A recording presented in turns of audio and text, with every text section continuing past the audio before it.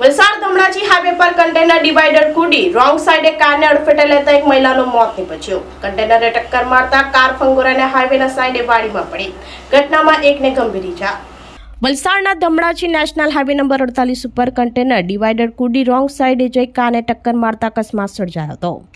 વલસાડ ધમણાજી પીરુ ફળિયા ગામ નજીક હાઈવે ઉપર કન્ટેનર નંબર MH48BM 6513 નો ચાલક સ્ટેરિંગ ઉપરથી કાબુ ગુમાવી ડિવાઈડર કુડાવી રોંગ સાઈડે જઈ કાર નંબર DD03AG 0026 ને અડફેટે લેતા કાર હાઈવે ઉપરથી 10 થી 20 ફૂટ સુધી ફગાઈને હાઈવેના સાઈડે વાડીમાં પડી હતી। અકસ્માતમાં કાર સવાર એક મહિલાનું મોત નીપજ્યું હતું, જ્યારે એકને ગંભીર ઈજા થતાં સારવાર માટે હોસ્પિટલમાં ખસેડવામાં આવ્યા હતા।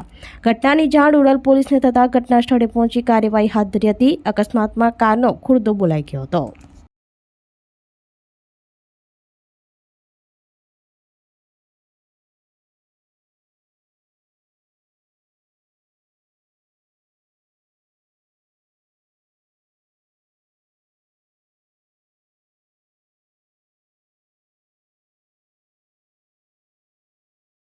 આપણી સંકલ્પ ન્યૂઝ ચેનલને સબસ્ક્રાઇબ અને લાઇક કરો, બેલ આઇકન દબાવો જેથી આવનાર ન્યૂઝ અપડેટ્સની નોટિફિકેશન આપના મોબાઈલ પર સૌથી પહેલા પહોંચે। Like, subscribe and share the video.